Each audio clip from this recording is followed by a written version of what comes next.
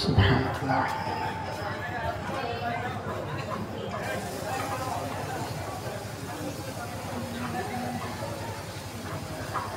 আলহামদুলিল্লাহ আলহামদুলিল্লাহি ওয়া কাফা ওয়া সালামুন আলা ইবাদিহিল্লাযীনা ইসতাফা। أما بعد فأعوذ بالله من الشيطان الرجيم. بسم الله الرحمن الرحيم.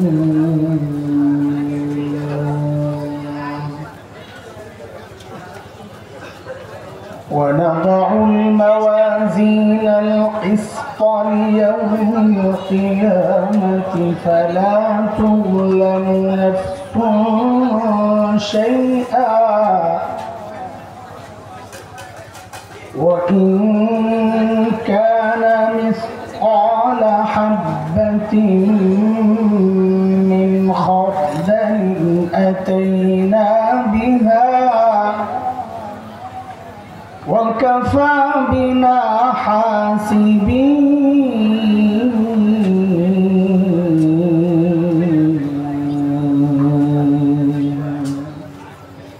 آمنت بالله صدق الله العلي العظيم.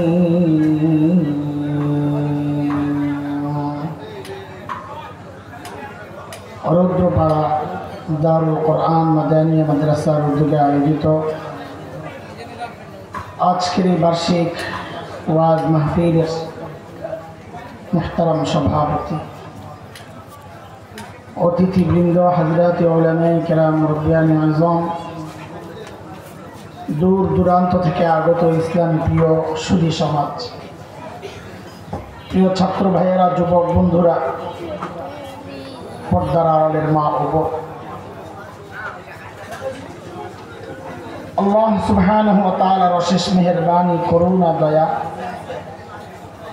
যে মহান মালিক লাখো কোটি মানুষ থেকে বাছাই করে দ্বীনি এই মাহফিলে আমাকে আপনাকে আসার বসার, কিছু কথা বলা ও শোনার তৌফিক দান করেছেন। সেজন্য মহান রবের শুকরিয়া আদায় করি, জবান খুলে, প্রাণ খুলে কালিমাতুশ শুকর উচ্চারণ করি, আলহামদুলিল্লাহ। লম্বা সময় থেকে আমাদের অত্যন্ত প্রিয় ভাই মুহতারাম মাওলানা খলিল আহমদ নদীম হাফিজাহুল্লাহ, তিনি কোরআন সুন্নাহ সামনে রেখে চমৎকার আলোচনা করেছেন। ইসলামের এক সৌন্দর্য, মানুষের সাথে সুন্দর আচরণ করা বিষয়ে।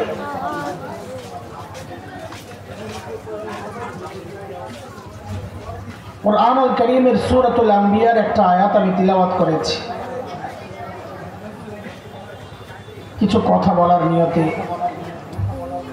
আল্লাহ তাআলার কাছে তৌফিক চাই। আল্লাহ তাআলা যেন যে কথাগুলো বলার নিয়ত আমি করেছি, আমার বলাটা আল্লাহ সহজ করে দেন এবং আপনাদের বোঝাটাও আল্লাহ সহজ করে দেন। আমি যে আয়াতে কারিমা তিলাওয়াত করেছি, এই আয়াতের আগে একটা সরল অর্থ আপনারা শোনেন, সহজ অর্থ। আল্লাহ বলেন, ওয়ানাদাউল মাওয়াজিনাল কিসতা লিয়াউমিল কিয়ামাহ। না, আমার দিকে ফোন দেওয়া যাবে না, এখন যে পজিশনে আছে এভাবেই থাকে। আল্লাহ বলেন, কিয়ামতের দিন আমি ইনসাফের দাড়িপাল্লা বার করব, মানুষের আমল মাপার জন্য, বিচারের জন্য। বিচার মানেই তো ইনসাফ। তো আবার ইনসাফের দাড়িপাল্লা, এটা আবার কি কথা? এটা আগে না বুঝলেও বিগত দিনগুলোতে আমরা বুঝেছি যে বিচারের নামেও প্রহসন হয়। নাম বিচার, আসলে অবিচার। অপরাধ যারা করে নাই রাজনৈতিক কারণে তাদেরকে সর্বোচ্চ শাস্তির মুখোমুখি হতে হয়েছে। গুম, ফাঁসি, আরো কত নির্যাতন, জেল, জুলুম, পরিবার, ব্যবসা বাণিজ্য সব ধ্বংস করে দিয়েছে। অথচ যারা অপরাধ করেছে ওই সন্ত্রাসী লুটেরা, দেশের সম্পদ বিদেশে পাচারকারীরা রাষ্ট্রের সর্বোচ্চ সুবিধা ভোগ করে চলেছে। এগুলো ছিল বিচারের নামের প্রহসন।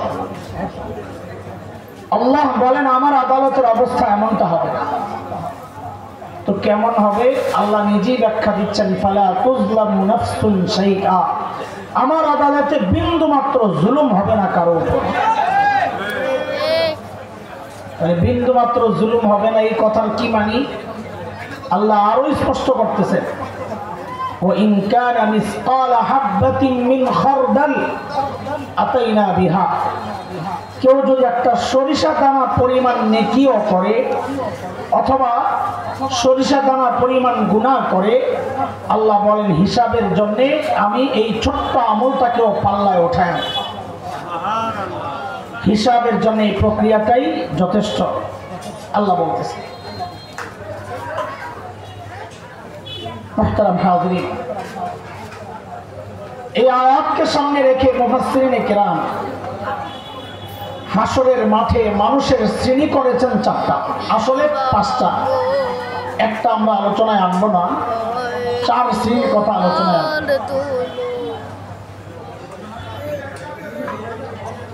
আমি তো এই সাইডে নতুন আসছি, আগে আমার কাছে ওলামারা চিনেন, সাধারণরা নাও চিনতে পারেন। আমি এমন কোনো বিখ্যাত মানুষ না যে আমার চেনা লাগবে, তাও ঠিক আছে। তবে আমার বয়ানের একটা ধরন আছে, এক একজনের বয়ানের একটা ধরন থাকে, আমারও একটা ধরন আছে। আমার ধরন হলো আমি শুরু থেকে শেষ পর্যন্ত ওই যা বলি এটাকে মুখস্থ করাই, একটু একটু করে শুনে শুনে আগাই। পড়াশোনাই তো হয় আমার, তো পড়াশোনাই তো হলে তো মনোযোগ দিয়ে শুনতে হবে, তাই না? বয়ান যা হবে প্রত্যেকটা মানুষ যেন মাথায় থাকে। আজকে এই বিষয়ে কথা শুনছি, এর আগে আমাদের যে মাওলানা কথা বলেছেন আমাদের ভাই, আমরা বুঝছি না কি বিষয়ে আলোচনা হয়েছে। এইটাই হচ্ছে বয়ানের সৌন্দর্য। কিন্তু আজকাল এই প্লাস্টিকের ফুলের জমানায়, প্লাস্টিকের ফুল আছে না, গ্রান আছে, রস আছে, আজকাল এই প্লাস্টিকের ফুলের জমানায় আমরা বয়ান বলতে বুঝি সুন্দর গলা হবে, টানাটানি হবে, নাচ গজল হবে, আজান হবে, কৌতুক হবে। ওই ইউটিউবাররা থাম্বনেল দেয়, মানে হেডলাইন লাগায় কি বয়ান শুনে হাসতে হাসতে যদি কাপড় না খোলে এমবি বেরোচ্ছে। এটাও আজ না। এই মাদ্রাসা আল্লাহওয়ালাদের সাথে নিসবতওয়ালা মাদ্রাসা। আমাদের ছোট ভাই মাওলানা মাহদি আমাদের ওস্তাদের ছেলে, সেই সূত্রেই আসা। আর এটা লোভে পড়েও আইছিলাম, কাঁঠালের সিজনে আসছিলাম, পাকে নাই কাঁঠাল, গাছে মাদ্রাসার গাছে সুন্দর সুন্দর কাঁঠাল, মনে করছি দাওয়াত রাখলে কাঁঠাল পাকলে পাঠাইব, ওই আশায়ও রাখছিলাম। কিন্তু জালেমরা একটা কাঁঠালও পাঠায়। তা আল্লাহওয়ালাদের সাথে নিসবতওয়ালা মাদ্রাসাওয়ালারা ওই সমস্ত আলোচকদেরকে দাওয়াত দেন না। মাদ্রাসার সাথে যাদের সম্পর্ক,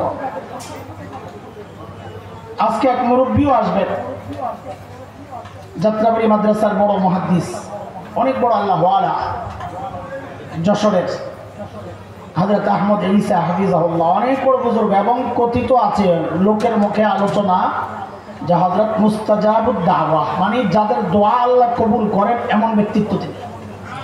এই জন্য হযরতের সাথে দোয়া করা ছাড়া যদি কেউ যান তো বঞ্চিত হবেন। আমি অগ্রিম বলে গেলাম, হযরতের সাথে দোয়া ছাড়া কেউ গেলে তিনি বঞ্চিত হবেন। আজকের নিজের দোয়াটা হযরতের দোয়ার সাথে লাগায়া দিয়ে আল্লাহর কাছে কবুল করায় এখান থেকে যাবেন ইনশাআল্লাহ তাআলা। ঠিক আছে ইনশাআল্লাহ?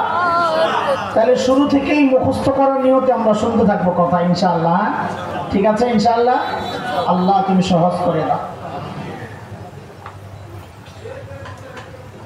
একটু আমি একটা কথা যদি বলি একটু শুনবেন আশা করি। সবাই একটু তাকবীর দিয়ে দাঁড়ায় যান তো দেখি, আল্লাহু আকবার বলি। মাশাআল্লাহ, এত মানুষ এখন প্রত্যেকে তার নিজের সামনের ফাঁকা জায়গাটা একটু পুরা করে বসেন না, মনে করছিল মিছিল করাবো।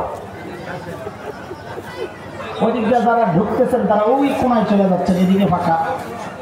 সুন্দর করে বসেন তো কথা সুন্দর হবে, মজলিস সুন্দর হইলে কথা সুন্দর হয়। মাশাআল্লাহ মাশাআল্লাহ, আপনারা যে আমাদের কথা শুনেছেন এই জন্য আমরা আপনাদের কাছে কৃতজ্ঞ। আল্লাহ আপনাদেরকে যাজায়ে খায়ের দান করুন। যারা একটু সাইডে আসি ভেতরের দিকে চলে আসে, ওই পেছনে দাঁড়ায় না থেকে ভেতরের দিকে চলে আসে। আরে বাতাস জীবনে বহুত খাওয়া যাবে, আশা করে ফ্যানের সামনে দাঁড়ায় গেছে লড়তে চায়, তুমি এই দিক দিয়ে কিছু দিলাম ও আছে আছে ফাঁকে ফাঁকে। মাশাআল্লাহ, এই কত জায়গা ফাঁকা হয়েছে দেখছেন। আচ্ছা ঠিক আছে, আপনাদের একটু কষ্ট হবে, জমে জমে বসলে একটু গরম বেশি লাগে তা আমরা জানি,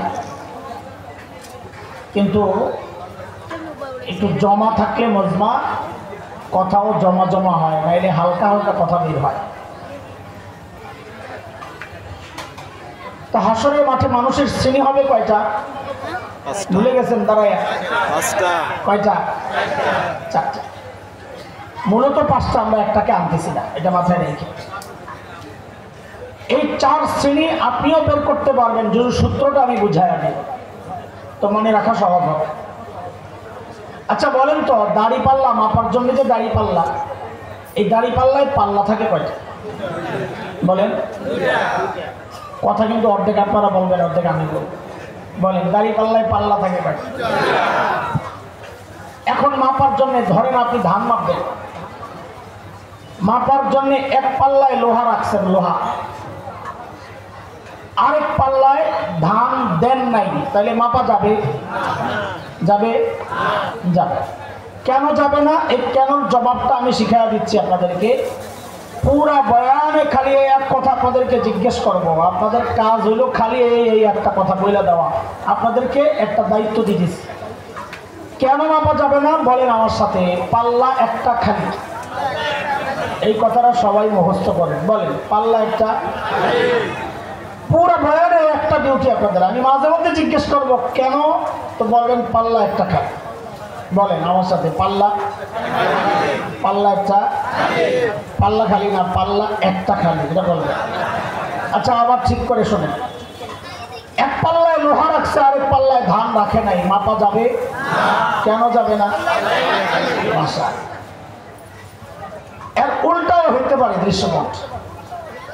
এক পাল্লায় ধান রাখা হয়েছে, আরেক পাল্লায় লোহা রাখা হয় নাই, মাপা যাবে? কেন যাবে না? পাল্লা একটা খান, বুঝছেন না? ভাষা হাসরের মাঠে আল্লাহর আদালতে এমন কিছু মানুষ আসবে যাদের নেকির পাল্লায় নেকি তো আছে, কিন্তু গুনার পাল্লায় গুনাহ নাই, একটাও গুনার পাল্লাটা খালি। বলেন তো তাদের আমল মাপা যাবে? কেন যাবে না? পাল্লা একটা খালি। যেহেতু পাল্লা একটা খালি, মাপা যাবে না, তো তাদের ব্যাপারে আল্লাহর সিদ্ধান্ত, তারা বিনা হিসাবে জান্নাতে চলে যাবে। হিসাব হবে না? হবে না। কেন হবে না? পাল্লা একটা খালি। এই তো বুঝা গেছেন, লাইনে চলে আসছেন, আলহামদুলিল্লাহ। ঠিক এর উল্টা আরেকটা শ্রেণী হবে যাদের গুনার পাল্লায় গুনাহ তো আছে, কিন্তু নেকির পাল্লায় নেকি নাই একটাও। তাদের আমল মাপা যাবে? কেন যাবে না? পাল্লা একটা খালি। তাদের ব্যাপারে আল্লাহর ফয়সালা, ফালা নুকিমু লাহুম ইয়াওমাল কিয়ামাতি ওয়াজনা, আমি তাদের আমল মাপবো না, তারা বিনা হিসাবে জাহান্নাম। কয় শ্রেণী গেল? আরো দুইটা শ্রেণী আসবে যাদের নেকির পাল্লায় নেকিও আছে, গুনার পাল্লায় গুনাও আছে। তো দুই শ্রেণী কেমনে হলো? কারো নেকির পাল্লা ভারী, কারো গুনার পাল্লা ভারী। তো কয় শ্রেণী হয়ে গেল? এই শেষ দুই শ্রেণীর ব্যাপারে আল্লাহর কি ফয়সালা? আল্লাহ সূরা কারিআর মধ্যে বলছেন, فَأَمَّا مَنْ ثَقُلَتْ مَوَازِينُهُ فَهُوَ فِي عِيشَةٍ رَاضِيَةٍ, যার নেকের পাল্লা ভারী সে জান্নাতি। وَأَمَّا مَنْ خَفَّتْ مَوَازِينُهُ فَأُمُّهُ هَاوِيَةٌ, যার নেকির পাল্লা হালকা গুনার পাল্লা ভারী, আল্লাহ বলেন সে জাহান্নামী। কয় শ্রেণী আছে? এক শ্রেণী বিনা হিসাবে, আরেক শ্রেণী বিনা হিসাবে। হিসাব হবে না কেন? আল্লাহ একটা খালি। আপনাকে একটা ডিউটি আপনারা পালন করবেন, আর কিচ্ছু লাগবে না। যা ডিউটি কমায় দিলাম। কয় শ্রেণী হলো ভাই?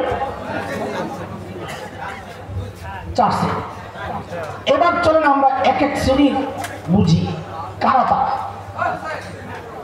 আমি কোন গ্রুপে আছি, কোন গ্রুপে থাকা উচিত, ওই গ্রুপে থাকার তরিকা কি, কোন গ্রুপ থেকে বাঁচা উচিত, বাঁচার তরিকা কি, এই হচ্ছে আজকের বয়ান। একদম সাদামাটা কথাবার্তা। তো প্রথম শ্রেণী আমরা এনেছিলাম যাদের নেকির পাল্লায় নেকি আছে, গুনার পাল্লায় গুনাহ নাই একটাও। তাদের আমল মাপা যাবে? কেন যাবে না? পাল্লা একটা খায়। তো তাদের ব্যাপারে আল্লাহর সিদ্ধান্ত বিনা হিসাবে জান্নাত। মাশাআল্লাহ। তারা কারা? আহলুস সুন্নাহ ওয়াল জামাতের আকীদা, উলামায়ে দেওবন্দের আকীদা, এই মাদ্রাসা ওয়ালাদের আকীদা, সমস্ত নবী মাসুম, নিষ্পাপ। কোন নবী জিন্দেগিতে কোনো গুনাহ করেন নাই। বলেন সমস্ত নবী কি নিষ্পাপ? কেন নিষ্পাপ? কেন গুনাহ করেন নাই? এটা আরেক মাসালা। ওই প্রসঙ্গে ঢুকলে আমাদের সময় অনেক যাবে, আর এটা আলোচনার বিষয়ও না। তবে যেহেতু জিজ্ঞেস করছি, ভিতরে একটা খসখসানি থাকতে পারে, হালকা একটা জবাব দিয়ে জায়গা যেন মোটামুটি পরিষ্কার থাকে। নবীরা গুনাহ কেন করেন নাই? এর অনেকগুলো কারণ আছে। তার মধ্যে একটা মৌলিক কারণ হচ্ছে সমস্ত নবীকে আল্লাহ নিজেই গুনাহ থেকে বাঁচাইয়া দিয়েছেন। আবার প্রশ্ন আসবে, আল্লাহ নবীদেরকে কেন বাঁচাইলেন? জবাব আছে।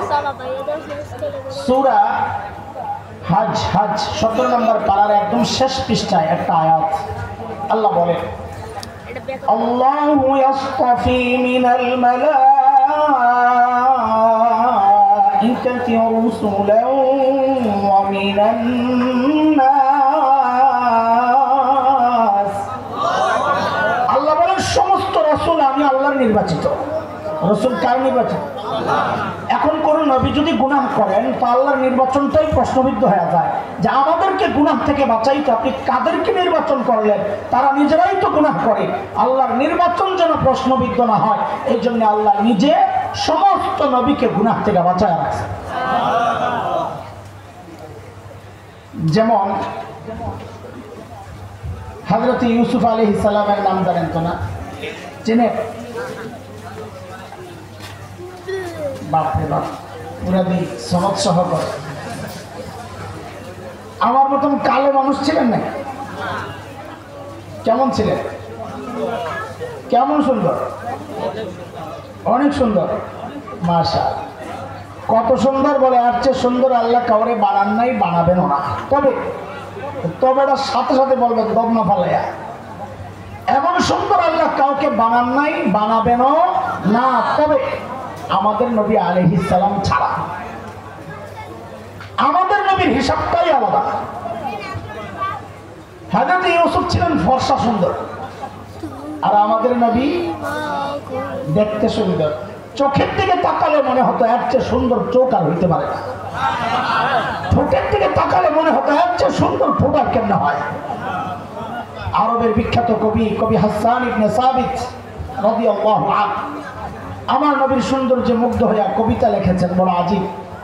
وأحسن منك لم تر قط عيني وأجمل منك لم تلد النساء خلقت مبرأ من كل عيب كأنك قد خلقت كما تشاء। নবী গো, আপনার চেয়ে সুন্দর চোখ কোনোদিন কাউকে দেখে নাই, আপনার চেয়ে সুন্দর কোনো মা কাউকে জন্ম দেন নাই। নবী গো, আপনার দিকে তাকালে মনে হয় কি আল্লাহ আপনাকে সমস্ত ত্রুটি মুক্ত করে আপনার চাওয়া অনুযায়ী আসমান থেকে পাঠায়। আমার নবীর এত সুন্দর। তা হযরত ইউসুফের সৌন্দর্যে পাগল হয়েছে জুলাইখা, তাও তো জানেন না?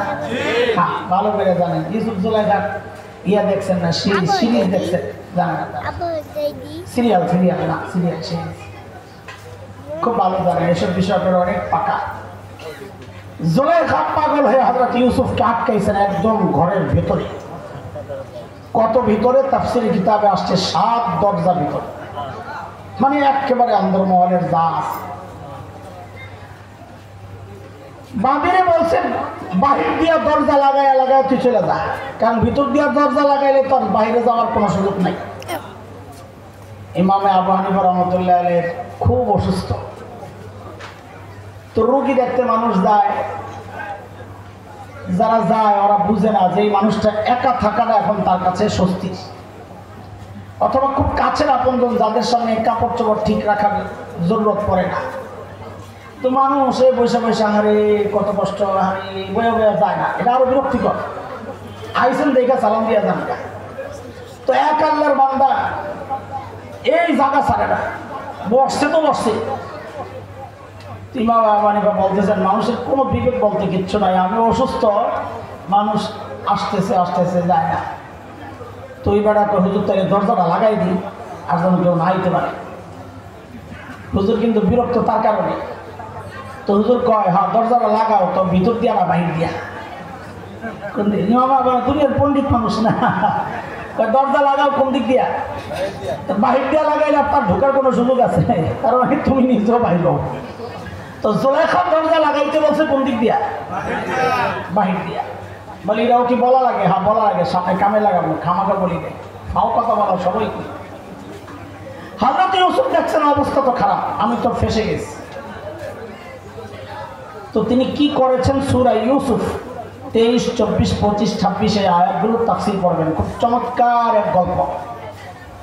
আল্লাহ বলতেছেন وراودته التي هو في بيتها عن نفسه وغلقت الأبواب وقالت هيت لك قال معاذ الله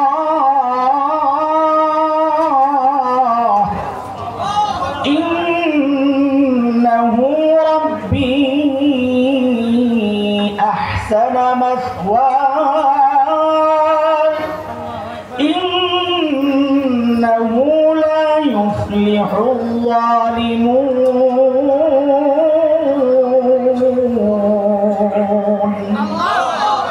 বিপদে পড়ে দিছেন আল্লাহর ডাক, মাআযাল্লাহ, ও আল্লাহ আমারে বাঁচা। কারে ডাক দিছেন? তো 24 নম্বর আয়াতে আল্লাহ বলতেছেন আমি বাঁচাইছি। আমি আয়াত পড়লাম না, দেরি হবে, তাড়াতাড়ি আগাইতে হবে। আল্লাহ বলেন বাঁচাইছি। তাহলে হযরত ইউসুফকে কে বাঁচাইছেন? নবীদেরকে গুনাহ থেকে কে বাঁচান? ধরে বলেন আল্লাহ। কেমনে বাঁচাইছেন? ওরা আবার 25 নম্বর আয়াত থেকে আসছে। আল্লাহ বলতেছেন ওয়াস্তাবাকাল বাব وقدت قميصه من دبر وألف يا سيدها لدى الباب قالت ما جزاء من أراد بأهلك سوءا إلا أن يسجن أو عذاب أليم।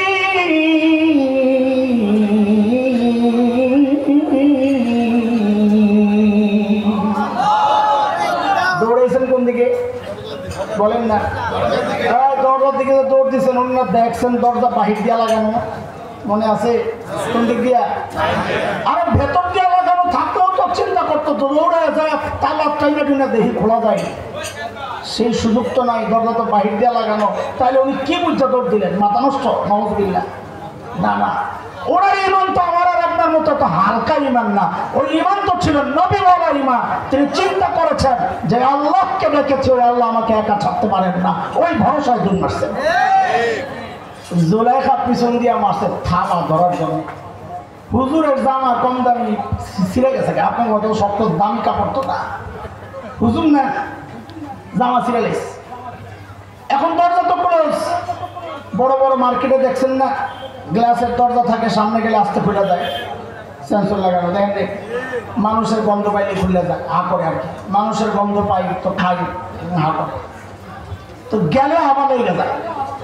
ওখানে একটা মেশিন লাগানো ছিল ওই দরজায়, ছিল ছিল সেই মেশিন হচ্ছে আল্লাহর হুকুমের মেশিন।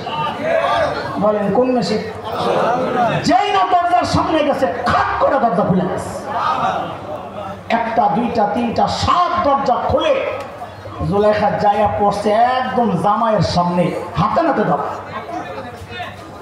তো বাপ দেখলেই তো বোঝা যায় কে আসামি, কারণ বেড়ি দৌড়ে দিছে, ইউসুফ আলাইহিস সালাম পালাই দিছে, বোঝা যায় না কে আসামি। তারপরেও বেড়ি জাগাত পল্লি মারছে একদম। কি বললি? বলে আপনার স্ত্রীর সাথে অপকর্মের চেষ্টা যে করলো তার শাস্তি কি হওয়া উচিত? সোরের মার, বড় গলা। এ দোষ করছে কে? আমাকে একটু জবাব দিতে হবে, না এলে আমার কথা আগে। দোষ করছে কে?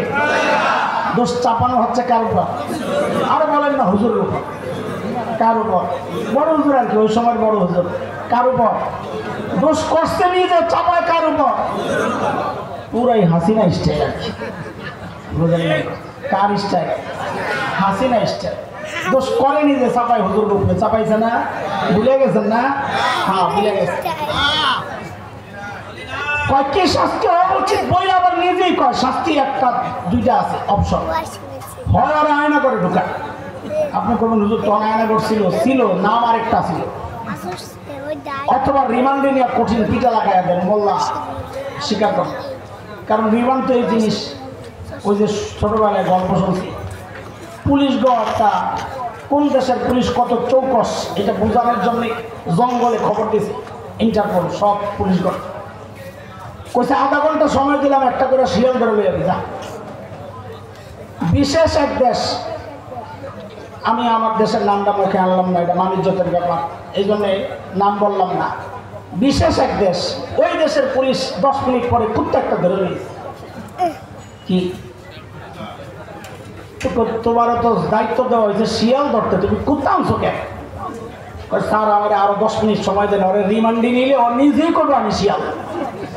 এই হলো ওই দেশের রিমান্ড। আরে বুঝেন না এই কথা, যে অপরাধীরা পিড়ায় মুখ দিয়ে কথা বাই করে।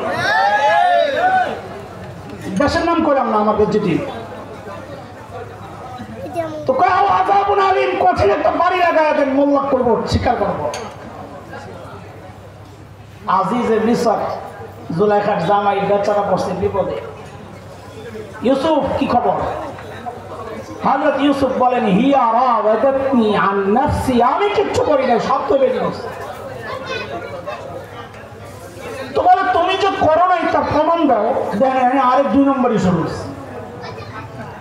দুনিয়ার আদালত, ইসলামের আদালত, সব জায়গায় প্রমাণ দেওয়ার নিয়ম হচ্ছে বাদী প্রমাণ দিবে। আমরা আরবিতে বলি আল বাইয়িনাতু আলাল মুদ্দাই, প্রমাণকে দেয় যে অভিযোগ করে। এখানে অভিযোগকারী কে? জুলাইখা। কাজে প্রমাণ কে দেওয়ার কথা, অথচ প্রমাণ চাওয়া হচ্ছে কার কাছে? নিয়ম ঠিক আছে? হুজুরের কাছে। সাবাস ম্যাডাম, নিয়ম ঠিক আছে না উল্টাইছে? কথা বলেন না, বুঝেন না কথা? ঠিক আছে না উল্টাইছে? বলে কেন উল্টাইলো? তো কারণ তখন জুলাইখারা ক্ষমতায়, ক্ষমতায় থাকলে নিয়ম উল্টানোই নিয়ম হয়ে যায়। আরে বলেন না কথা, কথা বাইরে না কেন? আপনাকে কি বাস্তবতার লাগে মিলে না, না ডরে কর না? এখনো ডর যায় না আপনাকে? সুবহানাল্লাহ। ক্ষমতায় থাকলে নিয়ম মানা লাগে না। হযরত ইউসুফ পড়ছেন চিন্তায়, রোমের ভিতরে ছিলাম আমি আর মহিলা, প্রমাণ পাবো কই? কিন্তু আশা হারাম নাই, ভরসা হারাম নাই। এর মধ্যে জুলাইখার এক ফুফাতো বোন আসছিল বেড়াইতে, তার এক ছোট্ট ছেলে দুধের, আল্লাহ তারে দিয়ে এমন কান্না বের করছেন, কান্না তো কান্না, থামার কোনো নামগন্ধ নাই, যেন মেশিন একটা ছেড়ে দিছে কান্নার, চলছে তো গাড়ি যাত্রা। হযরত ইউসুফ বুঝে গেছেন এই কান্নার মধ্যে কোনো রহস্য আছে। বলে আমার পক্ষে সাক্ষী দিবে ওই পিচ্ছি। জুলাইখা মনে মনে বলে চান্দু মৌলবি খাইছ ধরা, অস্বীকার করতা, তোমারও প্রমাণ নাই আমারও প্রমাণ নাই, বিষয়টা ঝুলে থাকতো। এমন প্রমাণ বানাইলা পিচ্ছিরে জিজ্ঞেস করবে, হেরে পিচ্ছি অপরাধ কে করছে? পিচ্ছি করবো আর খাইবা ভাই। আল্লাহ পিচ্চিরে আনা হয়েছে, আনার সাথে সাথে পিচ্চির কান্না থেমে গেছে। মিশরের গভর্নর জিজ্ঞেস করে, হেরে পিচ্চি অপরাধ কে করেছে? দেখেন দেখেন, এমন পিচ্চি যদি ডাইরেক্ট বলতো জুলাইখা করছে, তো দরবারের মুরগি চোরা যদি আসছিল, সব দরবারে তো মুরগি চোরা থাকে, জানেন না মুরগি চোরা? তো দরবারের মুরগি চোরারা কি বলতো? মৌলবীর কাম, জাদু দিয়ে বাড়ি করছে মুখ দিয়া। মৌলবীরা কত কিছু পারে, সাপটা চত্বরে রং মেঘা শুয়েও থাকতে পারে, ঠিক না? মৌলবীরা কত কিছু জানে। আল্লাহ তাআলা হযরত ইউসুফের সাক্ষীর মুখ দিয়া, পিচ্চির মুখ দিয়া কথা ডাইরেক্ট করে বের করেন নাই, এমন সাইজ করে কথা বের করছেন, লড়াচড়ার সুযোগ নাই। পিচ্চি কি বলে? ইন কানা কামিসুহু কুদ্দা মিন ক্বাবল ফাসাদাকাত ওয়া হুয়া মিনাল কাযিবিন ওয়া ইন কানা কামিসুহু কুদ্দা মিন দুবুর ফাকাযাবাত ওয়া হুয়া মিনাস সাদিকিন।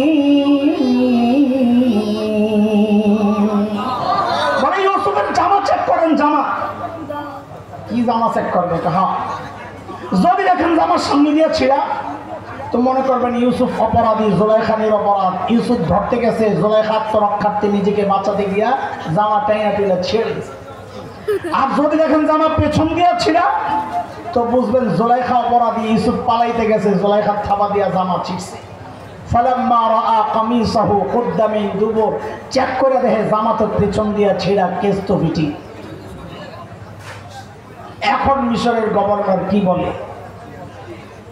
ইন্নাহু মিন কাইদিকুন্না ইন্না কাইদাকুন্না আযীম। এটা তো বেডিগো চক্রান্ত, তো বেডিগো চক্রান্ত বড় মারাত্মক। জি কয়, হ্যাঁ চক্রান্ত কত হালকা।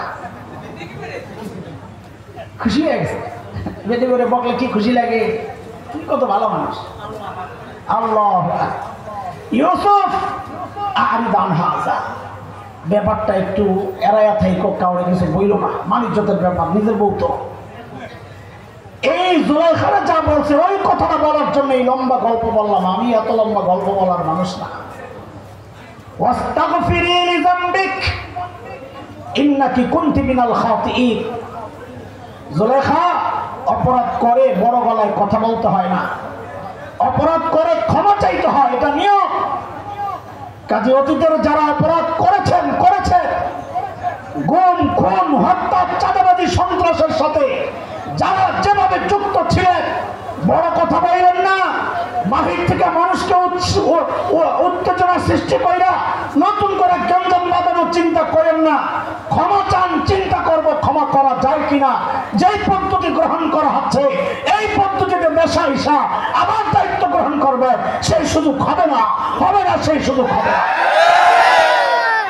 অপরাধ করে ক্ষমা চাইতে হয়, এটা কোরআনের সিস্টেম। বলে হাসরের মাঠের শ্রেণী কয়টা? ভুলে গেছেন? পড়া ভুললে হবে না। 1 নাম্বার, নেকির পাল্লায় নেকি আছে, গুনার পাল্লা। তাদের ব্যাপারে আল্লাহর ফয়সালা বিনা হিসাবে। সমস্ত নবীরা এক শ্রেণী পাইল। নবী আলাইহিস সালাম বলেন, এই উম্মতের 70,000 বিনা হিসাবে জান্নাতে যাবে। সুবহানাল্লাহ পড়ছেন কোন আশায়? আপনারাও যাইবে, সিরিয়াল পাইবেন নি মিয়া? কয় ইনশাআল্লাহ, ইনশাআল্লাহ করিব আল্লাহ যদি দেয়। আর সাহাবীরা আগে, এরপরে নিয়ে আমগো সিরিয়াল। আমার উপর সিরিয়াল করার পরে সাহাবীদের পরে। কেন? কারণ আমরা মুত্তাকি, যে আমরা সাথের মানুষ স্বীকার করে না, বউ স্বীকার করে না। বিশ্বাস করে জিগাইবেন, হুজুর আপনার বউ কি আপনার কাছে মরি রয়েছে? দেখবেন হুজুরে এমন খেপা ভাই আর প্রশ্ন করার জিনিস পাস্তা, আসলে সব নাই। আচ্ছা হুজুর করা বাদ দেন, আমারটা শোনেন, আমারটা আমার কাছে মরি হয়। কোন মার্কা পীর আমগো জানা আছে? এক পিসাব তো বউলে বড় বিপদ, বউ গেলি খালি ধমকা। একদিন গেছে পিসাব, বউ তো এমন এক চিৎকার মারছে, আরে আল্লাহ। পিসাব এমন ভাবে আল্লাহ কইলা, মনে জানে তোমার জিন্দিগিতে কিছু দিতেই নেই। কিসে? আজকে এক দৃশ্য দেখে আমার কলিজা ঝুলে গেছে। কেন? আজকে দেখছি আমার বাড়ির সামনে দিয়া এক পিসাব উইরা যায়। আমারে খোদায় কোন পীর মিলাইল, ওটা তো ল্যাংড়ায় ল্যাংড়ায়। তো পিসাব বলে আরে পোড়া কপাল, আগে মনে করছিলাম তোর দিল নষ্ট, এখন দিয়ে শক্তিও নষ্ট। বলে কেন? ভালো করে খেয়াল করস তাই না, ওটা তো আমি ছিলাম, বুঝে গেছে কে? আমি না। এখন বউ কি বলে, তাই তো কই ডানা একটা ভাঙ্গা কে। বউ স্বীকার করবে না জামাই কামেল, আমার আপনার তাকওয়ার সাক্ষী পাশের মানুষ দেয় না, অথচ আল্লাহর নবীর সাহাবী যে মুত্তাকি এটা আল্লাহ নিজে সাক্ষী দিয়েছেন। সূরা হুজুরাত 3 নম্বর আয়াত আল্লাহ বলেন, ইন্নাল্লাযীনা ইয়াগুদ্দুনা আসওয়াতাহুম ইনদা রাসূলিল্লাহ উলাইকা আল্লাযীনা ইমতাহানাল্লাহু কুলুবাহুম লিত্তাকওয়া লাহুম মাগফিরাতুন ওয়া আজরুন আযীম।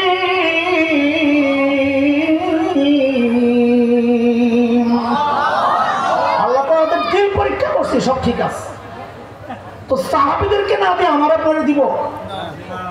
এই এত কমের লাইনে এখন কই দি না। আচ্ছা সাহাবীর সংখ্যা কত বাজান? ওলামারা বলেন সাহাবীর সংখ্যা কত? 16 লক্ষ না? কেউ ঠিক নেই।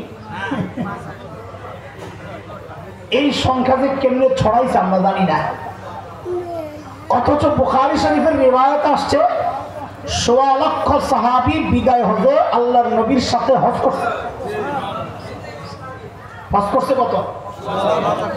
তো 16 লক্ষ হজ করছে, সাহাবীও 16 লক্ষ ছিল, কাঁচায় কুচায় সবাই পড়ছিল, বাড়ি করছে এটা না, আতুর লুলা কানা ছোট বাচ্চা রুগী যা আছে সবাই পড়ছিল। তো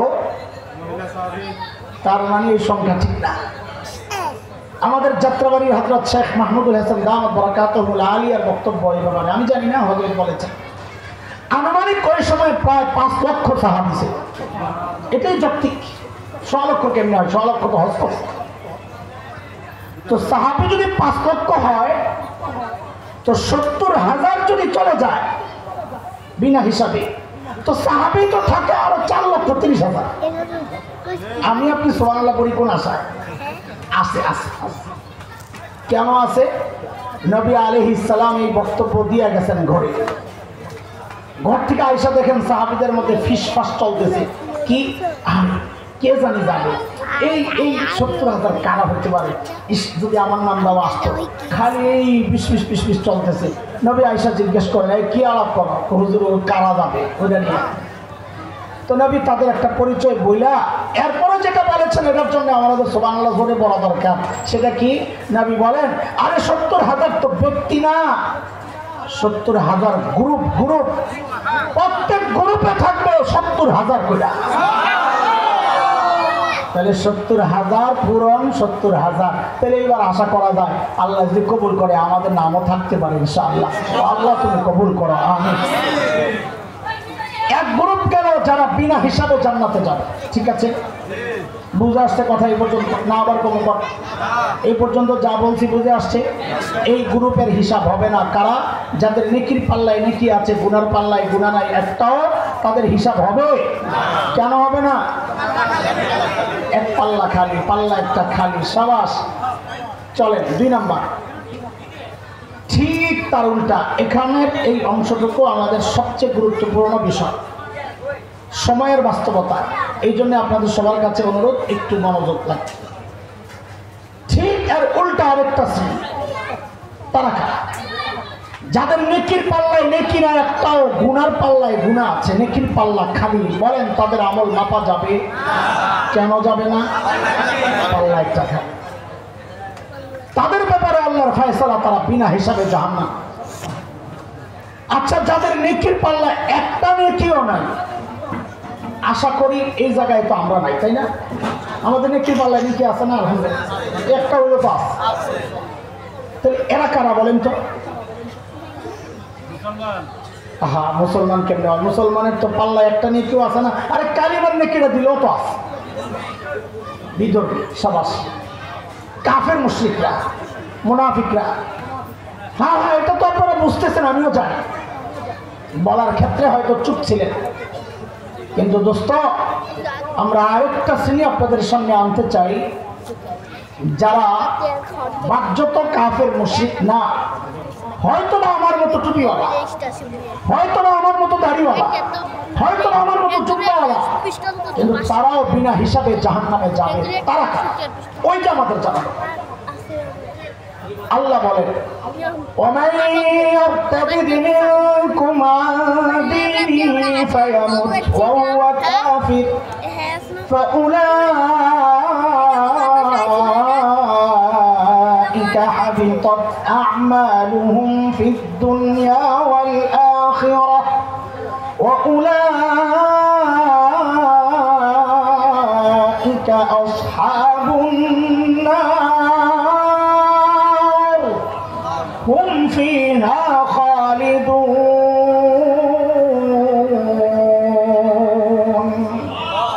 আল্লাহ আল্লাহ আল্লাহ বলেন, যারা মুরতাদ হয়ে গেছে, ইসলাম থেকে বের হয়ে গেছে, তারাও জাহান্নামে অনন্তকাল থাকবে। মনে রাখেন, যারা এই জাহান্নামে অনন্তকাল থাকবে তারা হিসাব হবে না, হিসাব ছাড়াই জাহান্নাম। ইসলাম থেকে বের হয়ে গেছে মানে কি? তার মানে ইসলামে ছিল। এই জায়গায় সূক্ষ্ম একটা কথা শোনায় তারপর মূল পয়েন্টে ঢুকবো। গত শতাব্দীর যদি 5 জন আলেম আমরা গোটা বিশ্ব থেকে নেই যে শ্রেষ্ঠ আলেম, তার মধ্যে অন্যতম একজন হচ্ছেন শেখ আবুল হাসান আলী নদভী রহমতুল্লাহ আলাইহি। হযরতের একটা দামি কথা আছে। হযরত বলেন, মুরতাদ মানুষ নবীর যুগেও হয়েছে, ইসলাম থেকে বের হয়েছে নবীর যুগেও। যেমন একটা উদাহরণ শোনাই আপনাদের। মক্কা বিজয়ের দিন নবী আলাইহিস সালাম যখন মক্কায় ঢুকেন, ঢুকে সাধারণ ক্ষমা ঘোষণা করছিলেন, জানেন তো না? নবী বলেছিলেন, লা তাসরিবা আলাইকুমুল ইয়াওম, আজকে কোনো প্রতিশোধ নাই, সব মাফ। তবে কিছু মানুষ ছাড়া। এই কিছু মানুষ কারা? বিখ্যাত আলিম শেখ ইবনে তাইমিয়া রাহমাতুল্লাহ আলাইহির এক বিখ্যাত কিতাব আছে, আস-সারিমুল মাসলুল আলা শাতিমির রাসূল। ওখানে শেখ ইবনে তাইমিয়া রাহমাতুল্লাহ আলাইহি 15 জনের নাম আছে, যে এই 15 জনের ব্যাপারে নবী বলেছেন, ওদেরকে যেখানে পাওয়া যাবে, মালউনিন আইনামা সুকিফু উখিযু ওয়া কুতিলু তাকতিলা, ওদেরকে যেখানে পাওয়া যাবে ধরে হত্যা করতে হবে। কয়জন? আব্দুল্লাহ ইবনে খাতাব, কুরতুনা, উরাইনা, সারা, মাকিস ইবনে সুবানা, হুয়াইরিস ইবনে নাকিব, আব্দুল্লাহ ইবনে জিবিআরা, আব্দুল্লাহ ইবনে সাদ ইবনে আবি সারাহ, ইকরামা ইবনে আবি জাহল, ওয়াহশি ইবনে হারব, হুবার ইবনে আসওয়াদ, হুবায়রা বিনতে আবি ওয়াহাব আল-মখজুমি, আব্দুল কাব ইবনে জুহাইর, ওয়াহশি ইবনে হারব, হিন্দা বিনতে উতবা। কোথাও এক জায়গায় ডবল হয়েছে, ইকরামা ইবনে আবি জাহল বলছি, ঠিক আছে, ডবল না, ঠিক আছে, 15 জন। এর মধ্যে সর্বপ্রথম যার নামটা আসছে আব্দুল্লাহ ইবনে খাতাব। এই আব্দুল্লাহ ইবনে খাতাবের হিস্ট্রিতে পাওয়া যায় সে মুসলমান হয়েছিল, পরে ইসলাম ত্যাগ করছে। তার মানে কি বোঝা গেল? নবীর যুগেও মানুষ ইসলাম থেকে বের হয়েছে, সাহাবীদের যুগেও বের হয়েছে। প্রমাণ, হযরত আবু বকরের জিন্দেগিতে মুসাইলিমাতুল কাজ্জাব নামক এক মিথ্যা নবুয়তের দাবিদার, রিয়াদ, এখন যে রিয়াদ তার কাছাকাছি এক জায়গা, আমি গিয়েছিলাম তার কেল্লা দেখার জন্য। তো ওই ব্যক্তির অনুসারী যারা ছিল সবাই ইসলাম থেকে বের হয়ে গেছে, মুরতাদ হয়ে গেছে। সাহাবী যুগেও মানুষ মুরতাদ হয়েছে। তো হযরত বলে, নবী যুগেও মানুষ মুরতাদ। মুরতাদ মানে বুঝেছেন, যারা ইসলাম থেকে বের হয়ে গেছে। সাহাবী যুগেও মানুষ মুরতাদ হয়েছে। এই যুগে মানুষ তার চেয়ে 1000 গুণ বেশি মুরতাদ হচ্ছে। তবে পার্থক্য কি? পার্থক্য হচ্ছে, ওই যুগে যারা মুরতাদ হইতো সে নিজেও জানতো আমি ইসলাম থেকে বের হয়ে গেছি। যেই সমাজে মুরতাদ হইতো ওই সমাজও জানতো সে ইসলাম থেকে বের হয়ে গেছে। কিন্তু আফসোস, তার চেয়ে 1000 গুণ বেশি মানুষ এই যুগে মুরতাদ হচ্ছে, কিন্তু যে মুরতাদ হচ্ছে সে নিজেও জানে না আমি ইসলাম থেকে বের হয়ে গেছি। যেই সমাজে মুরতাদ হয়েছে ওই সমাজও জানে না সে ইসলাম থেকে বের হয়ে গেছে। প্রমাণ, 2013 গণজাগরণ মঞ্চের শাহবাগে যেটা বসেছিল, তার আড়ে কিছু নাস্তিক ব্রাদার আমার প্রিয় হাবিব সাল্লাল্লাহু আলাইহি ওয়াসাল্লামকে নিয়ে এমন বাজে বাজে কথাবার্তা ব্লগে ইন্টারনেটে লেখালেখি করেছে, নবীকে গালাগালি করেছে, নিঃসন্দেহে তারা মুরতাদ হয়ে গেছে। এদেশের কিছু ইমানদার সাহসী ওই সিংহ শার্দুলরা এই রাজীব হায়দার নামক এক মুরতাদকে যখন হত্যা করে, আফসোস ওই পলাতক প্রধানমন্ত্রী সেদিন সংসদে দাঁড়ায় বলেছিল, রাজীব হায়দার হচ্ছে দ্বিতীয় মুক্তিযুদ্ধের প্রথম শহীদ। নাউযুবিল্লাহ মিন যালিক।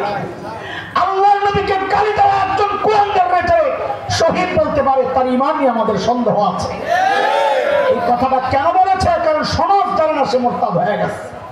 আরো প্রমাণ শুনে, এই রাজীব হায়দারের জানাজা হইল শাহবাগে, কাফেরের জানাজা হয়। কেন পড়লো জানাজা? কারণ সমাজ জানে না সে মুরতাদ হয়ে গেছে। এখন আপনি বলবেন, হুজুর আপনার মতো কোন হুজুরই তো পড়াইছে, আপনারা না পড়াইলে তার জানাজা হইতো না। হ্যাঁ পড়াইছে, সিচুয়েশন তাকে বাধ্য করেছে। ওই ইমামকে জোরপূর্বক দেওয়া হয়েছে জানাজা পড়ানোর জন্য। ওরা ওদের শক্তি দেখাইছে। আমার ভাই ইমাম সাহেব তার শক্তি দেখাইয়া দিছে। বলে কি সেটা? বলে ওযু ছাড়া কাম সারছে। জানাজায় ওযু লাগে না? লাগে না। ওরা ওদের শক্তি দেখাইছে, ইমাম তার শক্তি দেখাইছে, ওযু ছাড়া নামাজ পড়ায়। তাও কয় তকবীরে যায়নি? 3 তকবীর। জানাজায় তকবীর কয়টা?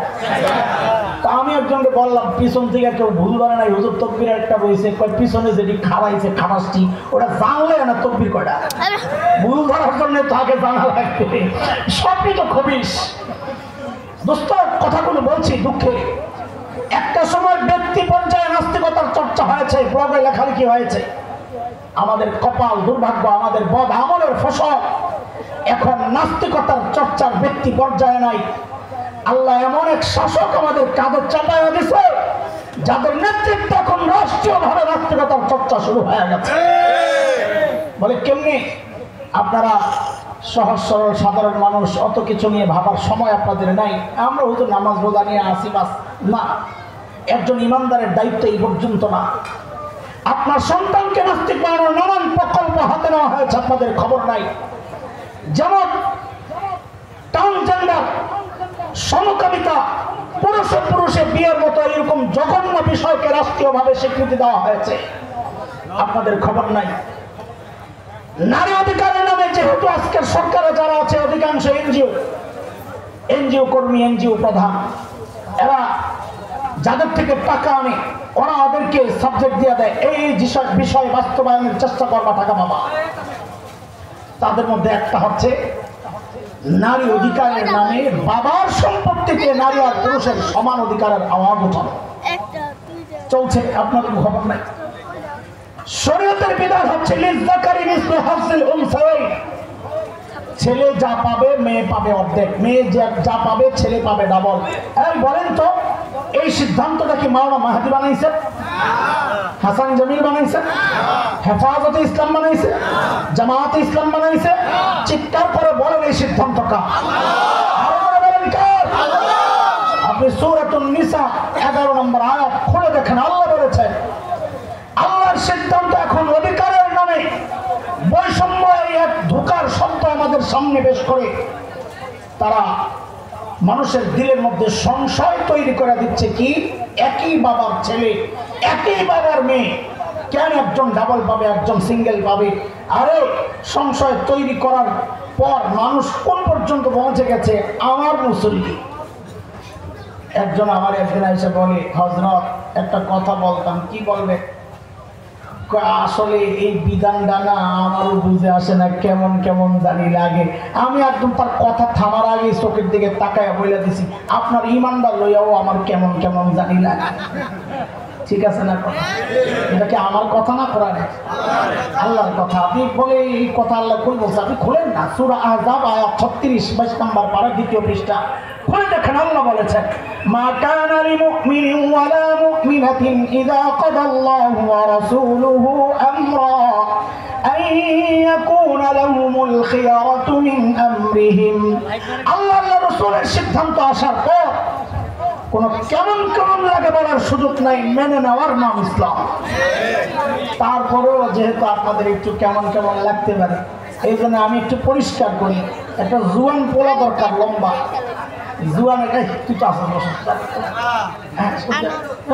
লম্বা মনে করছিলাম ঠিক না লম্বা না এই তুমি আসো আরে সরমাও কেন আসো না হ্যাঁ মোটামুটি লম্বা আছে হ্যাঁ এত না জলদি ওরা সময় কম না উপরে ওঠা তুমি দাঁড়াও তো দেখি এটা আরো লম্বা দুই উপরে ওঠো না দেখো আর একটু ছোট একটা দরকার এই তুমি আসো জলদি আসো হ্যাঁ এটা ঠিক আছে দাঁড়াও ওর পাশে ধরো এটা মোটো হয়েছে তুমি আসো ওরা পিচ্ছি পিচ্ছি পিচ্ছি যাও বেশি ছোট হয়ে গেছে না বেশি ছোট চলবো না আমার যে উদাহরণ দরকার তুই নাম ওইটার থেকে একটা ছোট একটা রে পাঠা এই মানে আসেন না আমি সাইজ থেকে বুঝতেছি তো সাইজে উইল ভাই লোনে সময় কম হ্যাঁ ঠিক আছে ধরুন তাড়াতাড়ি তাড়াতাড়ি তাড়াতাড়ি দ্রুত সময় কম মানুষকে বুঝাইতে হবে ওয়াজ মানে এটা না ভাই আমি কিছুক্ষণ টানাটানি করে গেলাম গা আপনাদেরকে বুঝাইতে হবে তুমি না সাইডে ওরে মাঝখানে দাও লম্বা বেশি কি চুড়ো বড় বড় হয়ে গেছে চলবো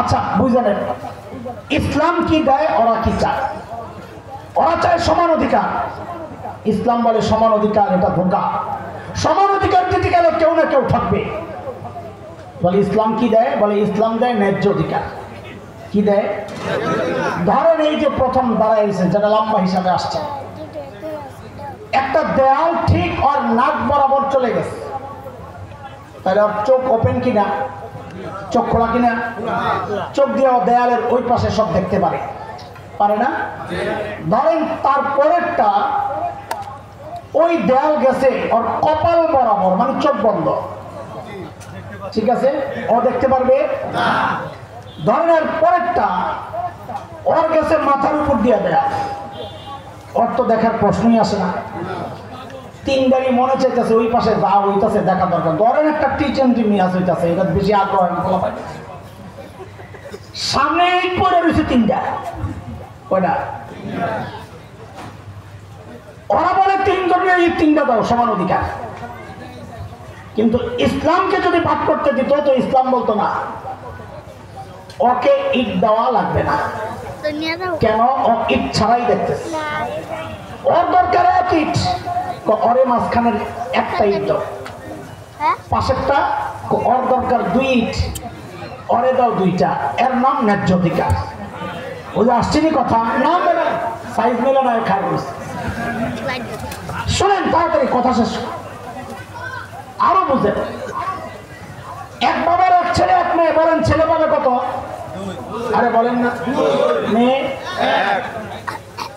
ওই 2 ছেলে মেয়ে আসছে বাবার কাছে আবো নানু বাড়ি যাবো কই যাও কই কিছু টাকা পয়সা দিবা না খরচ টরচ কই ঠিক আছে লও মেয়ের দিছে 50 টাকা ছেলেরে দিছে 100 টাকা এই বাস এতটুকু দেখাই নারীবাদীরা লাফায় উঠছে এই বৈষম্য বৈষম্য মোল্লার কাম মায়ের ঠকাইলো দিল 50 ছেলেরে দিল 100 কিন্তু বাপের পরের কথা আর বলে না বাপের পরবর্তীতে বলে না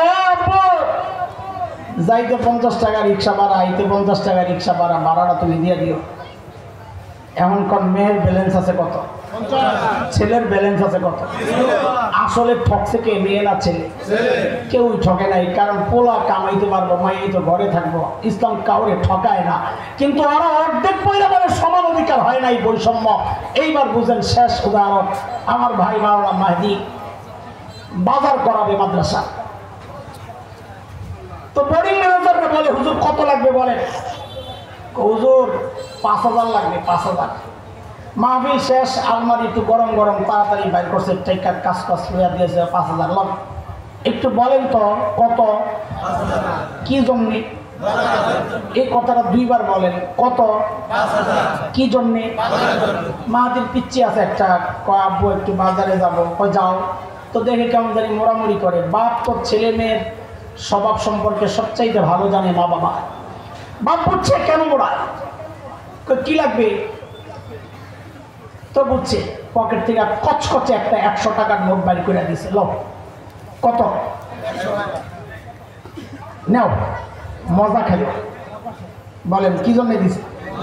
আবার বলেন কত? কি জন্যে? ওরা দিছে কত? কি জন্যে? মনে আছে তো না? যেই না ওরা 100 টাকা দিছে এমন এক মোচড় মারছে। কি হয়েছে? আরে কি হয়েছে বলবো? আশ্চর্য, কি হয়েছে বলবা তো? আমি 100 নিব না। কত লাগবে তোমার? 5000 দেওয়া লাগবে। 5000 কেন? ওনারে দিছো যে?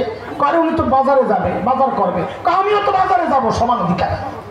আপনাদেরকে জিজ্ঞেস করি, এই যে সমান অধিকারের দাবিটা, এটা যৌক্তিক না পাগলামি? বলেন যৌক্তিক না পাগলামি? এই পাগলামিটাই ওই নারীবাদীরা কথিত আধুনিকতার নামে, ইনসাফের নামে, বৈষম্য বিরোধিতার নামে, এই পাগলামিটাই আমাকে আপনাকে ওরা গেলাতে চায়। আসলে ওদের টার্গেট ইসলামকে নিশ্চিহ্ন করা। বলে কেমনে পাগলামি একটু বুঝায়া দেন। তো বুঝেন, আল্লাহ ছেলেকে ভাগ দিছে 2টা। কয়টা? দায়িত্ব দিছেন 4টা। আমার সাথে বলেন ভাগ কয়টা? পোলাবেন তোমরা মুখস্থ করো না। ভাগ কয়টা? দায়িত্ব।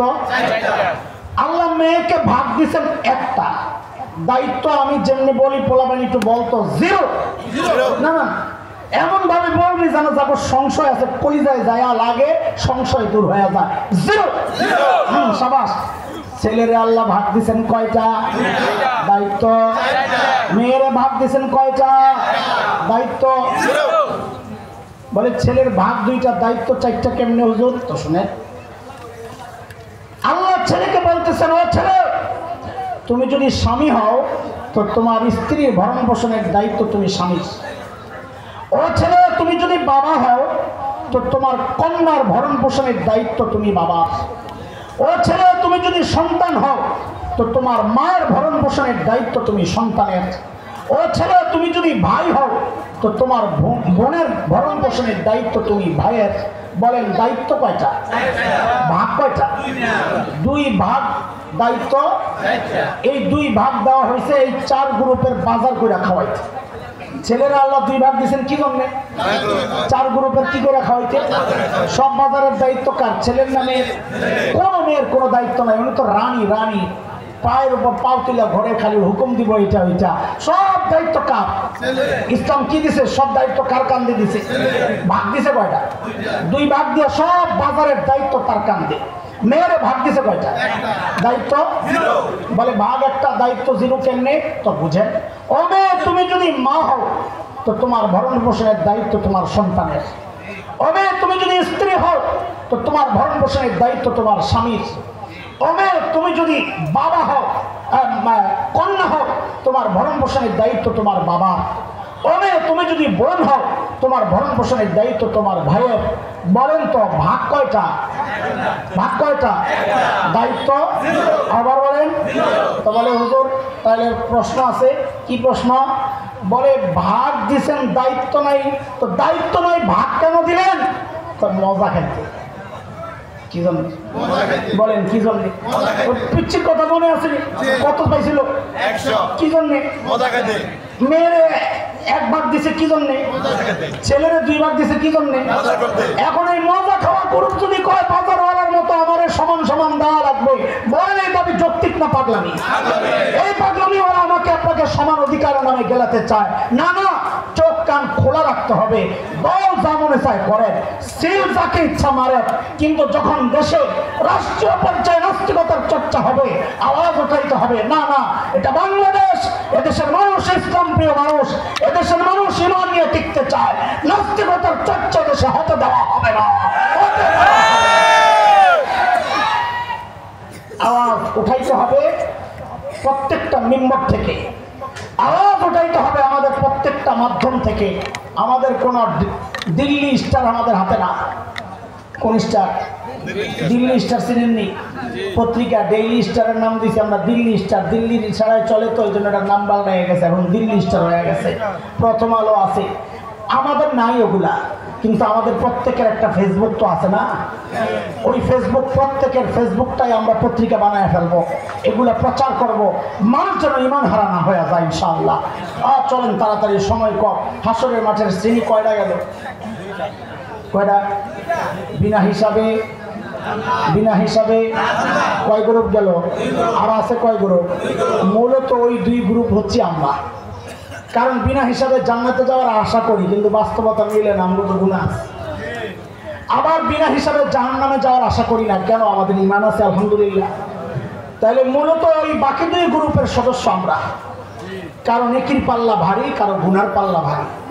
এখন আলোচনা চলবে কি নেকির পাল্লা ভারী করবো কেন, এটা করতে চাই কিনা বলেন? করতে চাই, করতে চাই।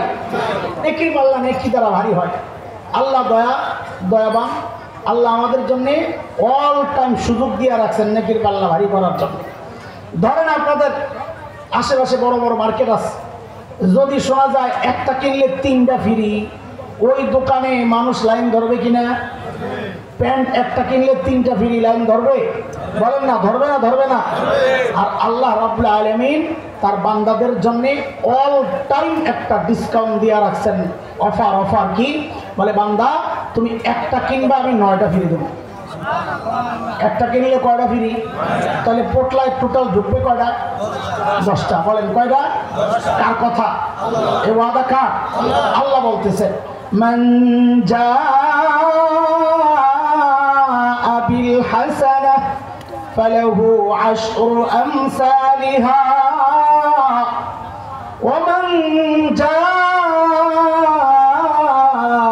বিস সাইয়্যাহ فلا يجزى إلا مثلها الله أكبر আল্লাহ বলেন কি করবে? একটা আমি উঠায় দেব 10টা। সুবহানাল্লাহ। গুনাহ একটা করলে উঠবে কয়টা? আল্লাহ। কি বান্দা খবর কি? আল্লাহ নেকি করলে না 10টা বানাইবে না। আমি তো সারাদিন বয়া ফেসবুক চালাইছি, নেকি করার সময় তো পাই না। তো আল্লাহর পক্ষ থেকে বিশাল এক ডিসকাউন্ট হয়ে পড়ছে। বছরে একবার আসে ডিসকাউন্ট, সেই মাসটা রমজান। মাশাআল্লাহ। নবী আলাইহিস সালাম কি বলেছেন সেটা পরে শুনে, আগে শুনে। আগে দিয়েছে একটা কিনলে কয়টা ফ্রি? কয়টা ফ্রি? নতুন এক অফার আসছে। আল্লাহ বলেন একটা কিনলে 69টা ফ্রি। এত আসতে সুবহানাল্লাহ।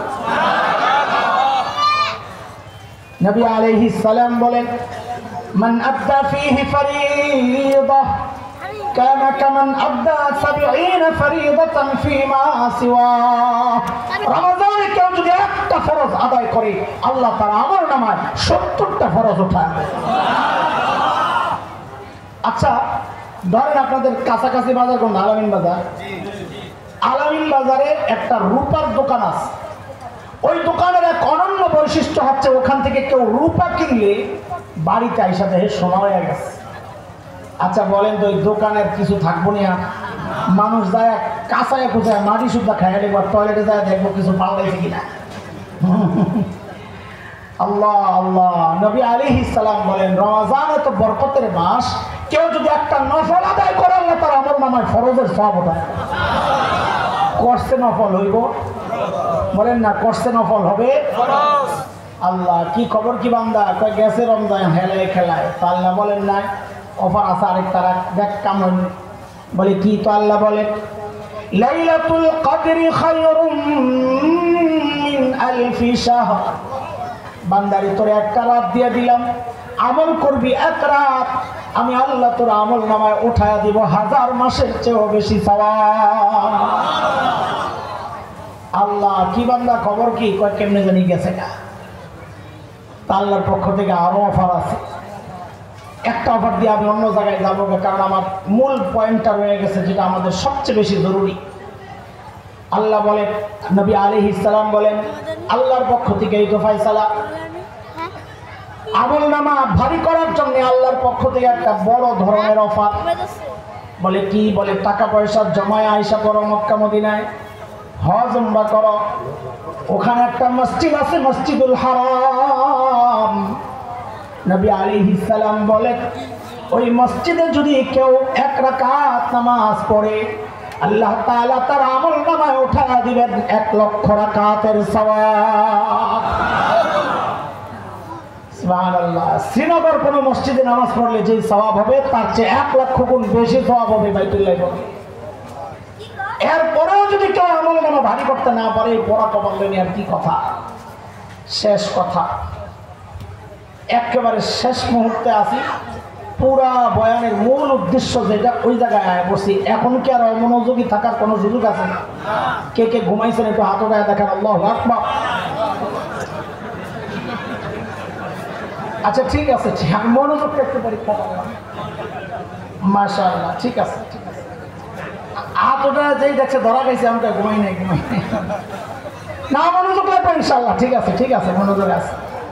শুনে একটু বুঝা শোনার জবাব দিয়ে একটা জটিল প্রশ্ন করবো, কিন্তু বুঝলে জটিল না।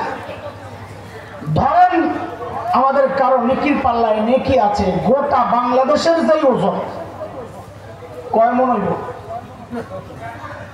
কত লক্ষ ট্রিলিয়ন টন হবে আল্লাহ জানে, ঠিক না? শুধু এই শ্রীনগরটারে মাপলে অত কয় লক্ষ টন হইব আল্লাহ, কত কোটি টন? হ্যাঁ, ট্রিলিয়ন ট্রিলিয়ন, মিলিয়ন বিলিয়ন। গোটা বাংলাদেশ ওজনের আমল কারো আমল নামায়। একটু বুঝে শুনে জবাব দেন তো, নেকির পাল্লা ভারী না হালকা? জোরে বলেন, এত আমল ভারী না হালকা? ভারী। হ্যাঁ ভারী। আমি পরে যখন বুঝাইয়া দিব তখন কিন্তু পল্টি মারতে পারবেন না জোলাইখার মতো। আচ্ছা, আপনি নেকির পাল্লা ভারী বললেন, বাংলাদেশ সমান নেকি দিয়া, কিন্তু গুনার পাল্লায় গুণা আছে ভারত সমান ওজন। এইবার কোন তো নেকির পাল্লা ভারী না হালকা? হালকা। এই পল্টি মারলো, দেখছেন? আমি আগে বুঝছি। তার মানে কি বোঝা গেল? খেয়াল করে, সূক্ষ্ম কথা। কি বোঝা গেল? বোঝা গেল নেকির পাল্লা ভারী না হালকা এটা নির্ভর করে গুনার পাল্লার উপর। আপনার নেকির পাল্লা নেকি আছে 1 কেজি, বলেন তো ভারী না হালকা? বলে এখনো বলার সময় হয় নাই, পাশের পাল্লায় কি আছে আগে কর। বুঝে আসছে না কথা? বলে পাশের পাল্লায় গুনাহ আছে আধা কেজি। এইবার বলেন তো নেকির পাল্লা ভারী না হালকা? আরে বাংলাদেশ সমান নেকি দিয়াও নেকির পাল্লা ভারী করা যায় নাই, অথচ নেকির পাল্লায় 1 কেজি নেকি দিয়াও নেকির পাল্লা ভারী করা গেছে। কেন? গুনার পাল্লার কারণে। কি বুঝা গেল? নেকির পাল্লায় আমাদের ফোকাস না, ফোকাস থাকবে গুনার পাল্লায়। তাহলে অল্প নেকি দিয়েও পাল্লা ভারী করা যাবে, ঠিক কিনা? বুঝছেননি কথা? কথা বুঝছেননি? হাজারো নেকি রাখছেন, তার চেয়ে একটাও যদি গুনার পাল্লায় গুনাহ বেশি থাকে, আল্লাহর ফয়সালা তুমি জাহান্নামে। কেন? ফাআম্মা মান সাকুলাত মাওয়াজিনুহু ফাহুয়া ফি আইশাতির রাদিয়াহ ওয়া আম্মা মান খাফফাত মাওয়াজিনুহু ফাউম্মুহু হাওিয়াহ। নেকির পাল্লা ভারী তো, নেকির পাল্লা হালকা তো। কাজেই আমাদের মূল দৃষ্টি দেওয়া দরকার কোন পাল্লায়? বলেন। তাহলে গুনার পাল্লায় দৃষ্টি দিব কেমনে? 2 সূরা। তাই খেয়াল করেন, বিশেষ করে যুবকরা। কয় সূরাতে? কি 2 সূরা? 2 সূরা হলো পিছনের গুনাহ রাখবো না, সামনে গুনাহ করবো না। বলেন ইনশাআল্লাহ। বলেন, 2টা ওয়াদা দিবেন। শেষ করলো, 2টা ওয়াদা। বলেন, পেছনের গুনাহ, সামনে গুনাহ। বলেন, পিছনের গুনাহ। আজকের পুরা বয়ানের খোলাসা এই ওয়াদা। বলেন, পিছনের গুনাহ, সামনে গুনাহ। বলে পিছনের গুনাহ রাখবো না, সামনের গুনাহ করবো না। হুজুর বলছেনই যখন, একটু পদ্ধতিটাও বলে দাও না, জানা দরকার নাই। আমরাও তো বড়দের কাছ থেকে শিখছি, তো আপনারাও বড় তো না, উপরে বই আছি ওই হিসাবে বড় না। এই যে উপরে বইছি না, মনে করি না বড়, না না। আমি মাঝে মাঝে বলি, অনেকে নিচে জায়গা থাকে না, তারপর উপরে বড়, উপরে বড়। কারণ এই উপরে বড় মানেই বড় তা না। অনেক সময় বাসের ভিতরে সিট না থাকলে ছাদে ওঠায় যায়, ঠিক নিয়ম। এর মানে সে বড় তা না, এটা জরুরতের কারণে উপরে উঠছে। তা আমরাও যে বইছি বড়র কারণে না, প্রয়োজনের কারণে। আপনারা নাইলে আমাদের দেখবেন না, তো নিচে বই মাফ করলে দেখবেন। আপাতত মনে মনে চিন্তা করেন যে আমরা কই আছি? বাসের ছাদে আছে, আপনারা ভিতরে আছে। শোনেন,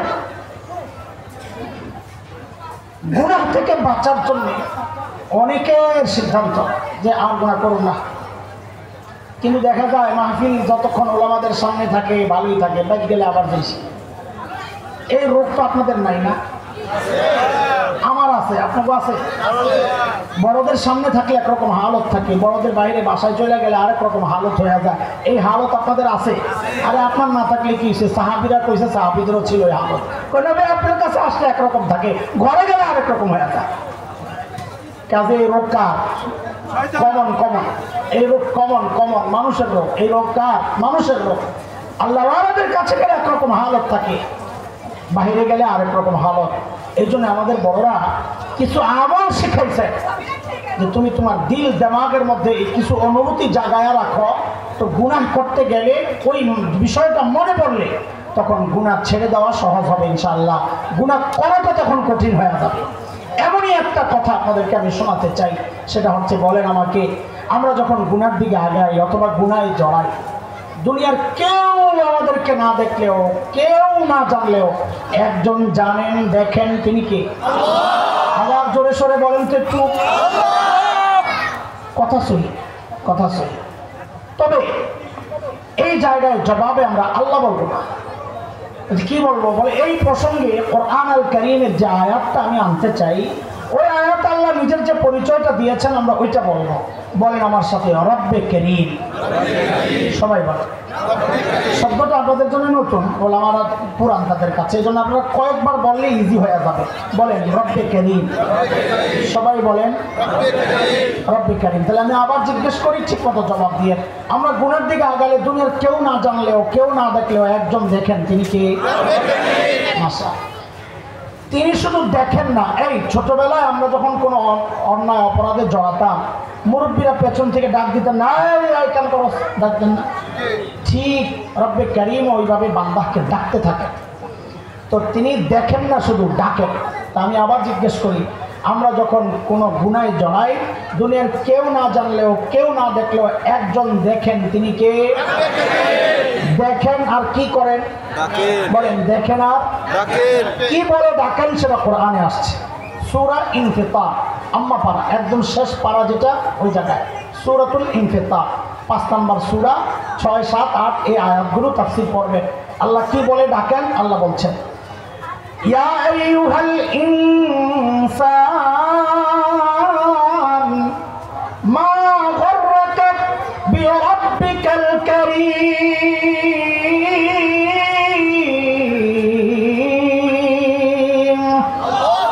ও মানুষ, ওই কারীম রবের ব্যাপারে তোমার কে ধোঁকায় ফেলে? আরে কার কাছ থেকে কে পায় তুমি তোমার কারীম রব হয়ে গেল? ও দোস্ত, ডাক্তার ওজন কত এটা এখনো আমরা বুঝতে পারি নাই। কেন জানেন? শব্দগুলোর ব্যাখ্যা জানা নাই। একটু ব্যাখ্যা শুনেন তো দেখবেন ডাক্তার ওজনটা বুঝে আসবে। শব্দ দুইটা বলেছি, বলেন তো কি জানি বললাম? কে দেখেন? একটা হচ্ছে রব আর একটা হচ্ছে কারীম। কারীম কাকে বলে, রব কাকে বলে একটু শোনেন, তাহলে ডাক্তার ওজনটা বুঝবেন। আরবিতে কারীম বলে ওই দাতাকে যিনি না চাইতেই দেন। না চাইতেই যিনি দেন তাকে কি বলে? আচ্ছা বলেন তো, এই চোখ আল্লাহর কাছে চাইয়া পাইছেন না? না চাইয়া? জিহ্বাটা, হাত পা, একবারে বলে ফেলেন তো কোন অঙ্গটা চাইয়া পাইছেন? বলেন কোন অঙ্গটা? একটাও না। না চাইতেই যিনি সব দিয়েছেন তিনি কে? না, কারীম। তিনি কে? দেওয়ার পর আবার এগুলোকে বাঁচিয়েছেন, বাড়িয়েছেন, পরিচর্যা করেছেন, সংরক্ষণ করেছেন, নিরাপত্তা দিয়েছেন যে মহান সত্তা, তিনি হচ্ছেন রব। তিনি হচ্ছেন, দুইটা মিলে কি হলো? কি হলো? আচ্ছা, টোটালটার বিষয়টা বোঝার জন্য একটা উদাহরণ শোনেন। আচ্ছা বলেন তো, মানুষের মধ্যে, আল্লাহ রাসূল না, মানুষের মধ্যে আমাদেরকে সবচাইতে বেশি ভালোবাসেন কে? একজনের কথা বলেন তো। মা। কে? তিনি কে? আর জোরে বলেন না। আরে আমাদের মা নাই, তারপর একটু বললে তো আমাকে শান্তি লাগে। জোরে বলেন তিনি কে? আহারে, মার কলিজায় আল্লাহ কি দয়ার, মায়ার, মমতার ভালোবাসা দিয়েছেন, এটা মা ছাড়া দুনিয়ার কেউ বুঝবে না। দেখেন, মা যখন জীবিত ছিলেন, আমার মার কথা বলছি, তখন বাসায় যখন যেতাম মাহফিল শেষে, গভীর রাত অথবা শেষ রাত, যা দেখতাম বাচ্চারা ঘুমাইতেছে, বউ ঘুমাইতেছে। আর ঘুমাবে, ঘুমের টাইমে ঘুমাবে, এটা কোনো অন্যায় না, ঠিকই তো আছে। কিন্তু একজন মানুষকে যায়া সজাগ পাইতাম, তিনি হচ্ছেন মা। যায়া দেখতাম হায় যায় নামাজ বিছায়া মুনাজাত ধরে বসে রয়েছে, কোনোদিন সেজদায় কাঁদতেছে, কোনোদিন দেখতাম অস্থির পায়চারি করতেছে, কোনোদিন জানালার পাশে রাস্তার দিকে তাকায় দাঁড়ায় আছে তো আছে। তো তো মাঝে মধ্যে যাই এই পেছন দিয়া জড়াইয়া ধরে বলতাম, মা ঘুমান না, ঘুমান না। তো মা কি বলতে, বাবারে বাহিরে যতক্ষণ থাকো ঘুম তো আমার আসে না, ঘুম তো আমার আসে না। মাঝে মধ্যে বাচ্চাদেরকে বলি, মা চিনো মা, দুনিয়ায় একমাত্র মানুষ, ঘরে খাবার যতটুকু আছে যদি মা মনে করেন এখন আমিও যদি একটু খাই তো আমার বাচ্চাদের পেট ভরবে না, একমাত্র মানুষ ওই মুহূর্তে কি করবে জানেন? একটা অভিনয় করবে বাচ্চাদের সাথে, আম্মুর বমি বমি লাগতেছে, আম্মু খাবো না বাবা, তোমরা খায় নাও, অথচ দেখা যাবে ক্ষুধায় পেটটা জ্বলতেছে। এর নাম কি? আপেল আছে 3টা ঘরে, এটা আসমানি কোনো কথা না, এটা প্রত্যেকের ঘরেই চর্চা হয়, খেয়াল করি না। আপেল আছে 3টা, বাচ্চাও 3টা, মা ওই মানুষ ওই মুহূর্তে বলবেন আম্মু আপেল পছন্দ করি না, তোমরা খায় না। একমাত্র মানুষ মা। এই যে এত দয়া আর মায়া, আরে এই জন্যই তো ওলামারা কিছু মাসআলা আলাদা করছেন মা বাবার। যেমন একটা মাসআলা শোনায় আপনাদের, কোন ছেলে মেয়ে যদি মা বাবার আগে ইন্তেকাল করে মারা যায়, তো মাসআলা হলো বাবা সন্তানের লাশের পেছনে পেছনে যেতে পারে, বাবা সন্তানের কবরেও নামতে পারে। কেন? বাবার কলিজায় কি মায়া দয়া নাই? বলে আছে। বাবার চিৎকার করে করে কান্না করবে, কিন্তু বাবাকে আল্লাহ শক্তি সামর্থ্য মনোবল দিয়েছে, বাবা সন্তানকে দাফন করে কান্না করতে করতে উপরে উঠতে পারবে না। কিন্তু কোনো মায়ের জন্য সন্তানের লাশের পেছনে যাওয়া চলবে না, কোনো মায়ের জন্য সন্তানের কবরে নামা চলবে না। কেন? কারণ দুনিয়ায় এমন কোনো মা নাই যে সন্তানকে দাফন করার জন্য কবরে নেমে সন্তানকে দাফন করে ওই মা আবার সুস্থ অবস্থায় উপরে উঠবে, এমন কোনো মা জগতে নাই। সন্তানদের শোয়া নিজেও লাশ হইয়া শুয়া পড়ে। আচ্ছা বলেন তো একটু, এই যে মার কলিজা এত দরদার মায়া আর মমতা আর ভালোবাসা, কারণটা কি বলেন তো? মা আমার একটা চোখ বানাইছেন সেই জন্য বলে, একটা কান বানাইছে, একটা হাত, হ্যাঁ একটা পা, একবারে বলে ফেলেন তো মা আমার শরীরের কি বানাইছেন? বলেন বলেন, কি বানাইছেন? কিছুই না, বলেন না, কিছুই না। অল্প কয়েকদিন পেটে ধারণ করেছে, হওয়ার পর লালন করেছে, কিচ্ছু বানান নাই মা আমার, কিচ্ছু বানান নাই। তারপরেও মার কলিজায় এত দরদার মায়ার মমতার ভালোবাসা। আহ আহ তাইলে যে আল্লাহ আমার চোখ বানাইছে ওই আল্লাহ কত, যে আল্লাহ আমার হাত পাও বানাইছে ওই আল্লাহ কত, যে আল্লাহ এত নিয়ামত দিয়া বাঁচায় রাখছেন ওই আল্লাহর কত মায়া। বলে জালিম কত মায়া তুমি বুঝো না? আরে আমি আর তুমি যখন দরজা জানালা বন্ধ করে গুনাহ করি, ভেতরে গুনাহ চলছে, আর আমার মালিকের কত মায়া, ওই গুনাহ অবস্থায় দরজার নিচে দিয়ে বাতাস আর অক্সিজেন পাঠায়া দিচ্ছেন যেন আমি মইরা না যাই। ও ভাই, আমি আপনি যখন গুনাহ করতে যাই না, আল্লাহ তখন ওই মায়ার কথাগুলো মনে করিয়ে দিয়ে দিয়ে ডাকতে থাকেন। কি বলে? ইয়া আইয়ুহাল ইনসান মা গাররাকা বিরাব্বিকাল কারীম।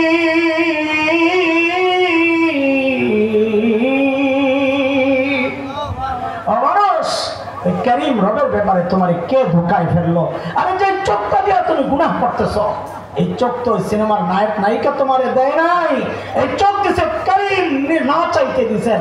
আল্লাহ বলে, আরে বান্দা যে কান দিয়ে তুই গুনাহ করতেছস, গান শুনতেছস, ওই কান কিন্তু তোর গায়ক গায়িকা দেয় নাই, আমি কারীম দিছি না চাইতে।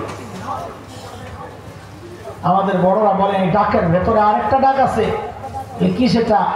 আল্লাহ যেন বলছেন, এরে বান্দা, তোর ছোট্ট বাচ্চাটা যখন তোর দিকে তাকায় থাকে তুই গুনাহ করস না, তোর লজ্জা লাগে। তোর মুরব্বী তাকায় থাকলে তুই গুনাহ করস না, তোর লজ্জা লাগে। তোর ওস্তাদ তাকায় থাকলে তুই গুনাহ করস না, তোর লজ্জা লাগে। হ্যাঁ, ওরা আমার মাখলুক আর আমি খালিক, আমি বলতেছি আমি তাকায় তাকায় তোরে ডাকতেছি, তাও তুই গুনাহ ছাড়স না। কি রে বান্দা, আমার দাম কি তোর কাছে বাচ্চার চেয়ে কমে গেল না? আমার দাম বলে তোর কাছে আমার মাখলুকের চেয়ে কমে গেল? ওরা তাকায় না তুই গুনাহ করস, তারা আমি তাকায় তাকায় ডাকতেছি, তাও তুই গুনাহ ছাড়স না।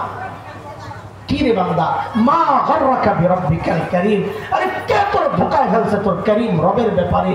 হ্যাঁ, কার কাছ থেকে কি পায় তুই তোর করিম রব ভুলে গেলি? ও ভাই, এই চিন্তা, এই অনুভূতিটা যে মানুষ দিল আর দিমাগের মধ্যে বসাইতে পারবে, দায়িত্ব নিয়ে বলছি, এখন তো গুনাহ ছাড়তে কষ্ট হয়, তখন গুনাহ ছাড়ো না, তখন গুনাহ করতে কষ্ট হবে। গুনার দিকে আগাইলে যদি মনে পড়ে, হায় আমার রব তো আমার ডাকতেছে পিছন দিয়ে, আমি কেমনে গুনাহ করব, কেমনে গুনাহ? এই তো গেল ভবিষ্যতে গুনাহ করব না। যা করছি এটিরও সাফ করতে চাইতো না, হ্যাঁ, পরিষ্কার করতে চাইতো, বলে ওইটা তো আরো সহজ। গুনাহ করার চেয়ে গুনাহ সাফ করা সহজ। বলে কেন? বলে ওই করিমের মতো আমার মালিকের আরেকটা দারুণ নাম আছে, আমার মালিক গফফার। কি বলেন, আমার মালিকের একটা নাম কি? জোরে বলেন না, গফফার। গফফার চিনেন? হ্যাঁ, গফফার চিনেন? হ্যাঁ, চিনেন না? না জোরে একবার আল্লাহু আকবার বলেন, সবাই বলেন, সবাই বলেন আল্লাহু আকবার বলেন। আল্লাহু আকবার। দোস্ত শুনেন, দুনিয়ার সবাই অপরাধীকে খুঁজে শাস্তি দেওয়ার জন্য, এমনকি সন্তান অপরাধ করলেও মা বাবা যাদের কলিজায় এত মায়া, ওই মা বাবাও খোঁজেন শাস্তি দেওয়ার জন্য। গফফার ওই মালিকের নাম, যিনি অপরাধীরে খোঁজেন মাফ করার জন্যে। প্রত্যেক রাতে, শেষ রাতে গফফার ডাকতে থাকেন, আলা মিন মুস্তাগফিরিন ফাগফির আলাহ, এ আমার বান্দা, কে কে গুনাহ করছস, আয় আয় আয় আমার কাছে মাফ চা, আমি মাফ করে দিব। হতাশ বান্দার মনে যদি প্রশ্ন জাগে, ও আমার মালিক, গুনাহ তো অনেক, আপনি মাফ করবেন কত? তো গফফারের পক্ষ থেকে জবাব আসে, বান্দারে তুই গুনাহ করছস যত। বলে মাফ করবেন কত? বলে গুনাহ করছস যত, তুই খালি আমার ডাক দিয়া দেখ, তোর গুনার পরিমাণ যদি ওই আসমানে যায়াও লাগে, লা উবালি, আমার কোনো পরোয়া নাই, তুই মাফ চাওয়ার সাথে সাথেই আমি তোর সব গুনাহ খাতা মাফ করে দিব। এমন মালিক থাকতে যারা গুনাহ নিয়ে ঘুমাইতে যায়, ওর মতো বোকা কে আছে বলে? হ্যাঁ, যেখানে পরিষ্কার করাটা এত সহজ। একটু অনুতপ্ত হওয়া, লজ্জিত হওয়া, দিল থেকে একটু বের হওয়া, একটু চোখের পানি বের হওয়া, এগুলা অনুতপ্ত হওয়ার নমুনা। অনুতপ্ত হয়ে যদি কেউ আল্লাহর কাছে মাফ চায়, তো আল্লাহর নবী আলাইহিস সালাম বলেন, আত-তাইবু মিনাজ যামবি কামান লা যামবা লা, একজন অনুতপ্ত হয়ে আল্লাহর কাছে স্বীকার করা, নিজের ভবিষ্যতে গুনাহ না করার অঙ্গীকার করা ব্যক্তি আল্লাহর কাছে এতটা পবিত্র হয়ে যায় যেন সে জিন্দেগিতে কোনো গুনাহ করে না। আল্লাহ তাআলা আমাদের নেকির পাল্লা ভারী করে, গুনার পাল্লা খালি করে, অন্তত হালকা করে, যেন শেষ ডাক আমরা সাড়া দিতে পারি, কবরে যেতে পারি, সে তৌফিক আল্লাহ আমাদেরকে দান করেন। আমিন। কথায় কোনো রকমের যদি মনে হয় একটু আপনি চুপ পাইছেন, মাফ করবে। আল্লাহ তাআলা আপনাদেরকেও কবুল করেন, আমাকেও কবুল করে। দোয়া চাই, দোয়া করবেন, আল্লাহই মাদ্রাসাকে কবুল করে। আমাদের ভাইরা আছেন, ছোট ভাই মাদ্রাসার জিম্মাদারিতে, আল্লাহ তাদেরকে কবুল করে। মাদ্রাসা প্রতিষ্ঠার পেছনে যাদের অবদান ছিল, আল্লাহ সবাইকে কবুল করেন। বিশেষ করে